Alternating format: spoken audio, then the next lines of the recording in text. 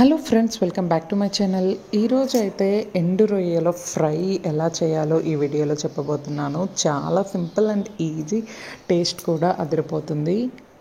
ఒక్కొక్కసారి మన ఇంట్లో వెజిటబుల్స్ లేకపోయేటప్పుడు అండ్ ఎప్పుడు చికెన్, మటన్, ఫిష్ అయినా ఇలాంటి ఎండు రొయ్యలు కూడా ఒక్కొక్కసారి తినాలనిపిస్తుంది కదా. సో అదైతే ఈరోజు ఈ వీడియోలో చెప్పబోతున్నాను. టేస్ట్ అయితే అదిరిపోతుంది friends. So let's get started in to the video. ముందుగా ఒక గిన్నెలో ఎండు రొయ్యలను తీసుకోవాలి. సో ఎండు రొయ్యల తలా తోకనైతే తీసుకోవాలి. సో నేనైతే ఇక్కడ ఆల్రెడీ తలా తోక ముందే తీసేసాను. తీసుకొని నేను డబ్బాలో స్టోర్ చేసుకుంటున్నాను. ఎప్పుడు కావాలి అంటే అప్పుడు నేనైతే యూజ్ చేసుకుంటున్నాను. వీటిని చక్కగా శుభ్రం చేసుకోవాలి. కొంచెం వాటర్ వేసి 5 మినిట్స్ తర్వాత ఉంచి చక్కగా శుభ్రం చేసుకుంటే ఈ విధంగా అయితే వస్తుంది. తర్వాత ఒక ప్యాన్ అయితే తీసుకుంటున్నాను. ఇక్కడ నేను ఆనియన్స్ 2 బిగ్ ఆనియన్స్ తీసుకుంటున్నాను. సో ఆనియన్స్ కొంచెం ఎక్కువ వేస్తే టేస్ట్ భలే ఉంటుంది. సో ఆయిల్ వేసుకొని పోపు అయితే చక్కగా వేసుకోవాలి. లాంగ్గా కట్ చేసుకున్న ఆనియన్స్ అయితే వేసుకోండి. సో మనం ఇక్కడ లో ఫ్లేమ్లో అయితే ఆనియన్స్ని వేగనివ్వాలి. హై ఫ్లేమ్లో అస్సలు వేగనివ్వకూడదు. ఆనియన్స్ వేగిన తర్వాత ఏదైతే శుభ్రం చేసుకున్నామో వాటిని మనం వీడియోలో చూపించే విధంగా వేసి ఇక్కడ హై టు లో ఫ్లేమ్లో చక్కగా టోస్ట్ చేసుకోవాలి.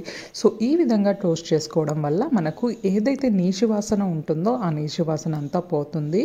సో చాలామంది ఎండు చేపలు కానీ ఎండు రొయ్యలు కానీ తినేటప్పుడు నీచు వాసన వస్తుంది అంటూ ఉంటారు కదా. సో అందుకు మనం హై టు లో ఫ్లేమ్లో కొంచెం పసుపు వేసుకొని చక్కగా టోస్ట్ చేసుకుంటే ఈ నీచు వాసన అనేది ఉండదు. తర్వాత ఒక టమోటా అయితే వేసుకుంటున్నాను.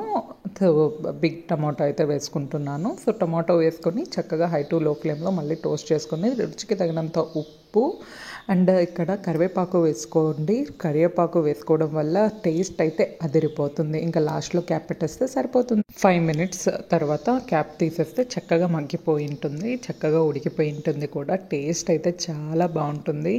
మనం తర్వానికి నీళ్ళు అన్నంతో తింటే టేస్ట్ అయితే అదిరిపోతుంది. ఇదే కర్రీని మనం వేడి వేడి రైస్లో తిన్నా చాలా బాగుంటుంది. ఒక్కసారి అయితే ఈ విధంగా ట్రై చేయండి. లాస్ట్లో ఇంకా రుచికి తగినంత ఉప్పు, కారం, పసుపు అండ్ మసాలాలు అన్నీ వేసుకుని ఇంకా 2-3 నిమిషాల పాటు లో టు హై ఫ్లేమ్లో మనం వేగనిస్తే చాలు. అంతే, కర్రీ ఇట్స్ రెడీ.